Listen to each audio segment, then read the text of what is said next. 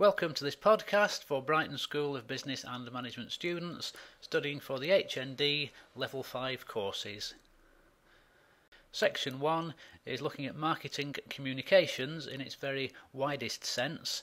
Bullet point 1 is asking you to explain the process of marketing communications, and I would interpret this as the process from the consumer's or the audience's perspective. You need to be considering some of the factors that have an influence on the communication process and also how they impact on the purchase decision. There are quite a few models of communication around that you need to have a look at, and in particular be aware of some of the more recent ideas to do with pull marketing and the inclusion of concepts like referral and recommendation into some of the communication models. Bullet point 2. Here you need to gain an understanding of the different players in the marketing communications industry, what their roles are and how they work together to deliver promotional campaigns. You could also consider whether the rapid growth in digital marketing over the past few years has affected the structure of the advertising and marketing communications industry, and if so, how it has been affected. And also think about whether these changes have affected the client's responsibilities and the client's organisation. Bullet point 3 is looking at regulation, which, as well as legal regulation, needs to cover the range of voluntary controls that are in place, and think as well whether the perhaps public opinion about what is acceptable and not acceptable has a role to play here. You could also consider some of the difficulties associated with cross-border regulation, with particular reference to the internet. Bullet point 4 is looking at current trends and information and communications technology. There are a whole range of trends you could have a look at, including how digital marketing has taken over from a lot of traditional media, but perhaps some of the less obvious trends are also worth exploring. You could look at perhaps whether or not creative approaches or the type of campaigns or messages that are being conveyed today have changed. And where possible, find some specific examples to highlight the trends that you are examining. Section 2, which is looking specifically at advertising, I would define advertising here as really paid for space or time across all media, so that would be from TV and radio to advertising on trains to Google AdWords and so on. You need to look at issues like how advertising works or how it is supposed to work, what it can do and also what it can't do. Perhaps different advertising strategies and ideas like reach, frequency and repetition. And in particular, have a look at how advertising works with other promotional activities in order to provide an integrated strategy. Bullet point 2, you're being asked to explain branding, so you need to get across in your assignment a clear understanding of how and why you think branding works, and in particular how branding can benefit a product or a business. And examples of effective branding in action here would be particularly useful. Bullet point 3 is looking at creativity in advertising, but keep in mind that creativity across the rest of the promotional strategy is also important. I think it would help here to try and define creativity and keep in mind or think about the idea that creativity for its own sake or creativity just to be different may be of little value. Creativity is probably only of any real marketing value if it actually makes advertising better or more effective. Creativity is not just about the design of an advert or a campaign.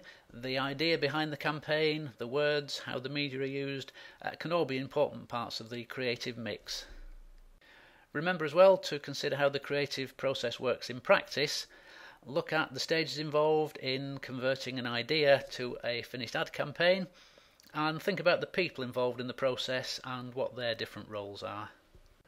Bullet point 4, you could think here about the different types of agency, full service or specialist, and whether the type or complexity of the campaign may affect the choice of agency. How agencies are selected and how or what criteria a client might use to evaluate different agencies is important, as are the different ways that agencies are remunerated.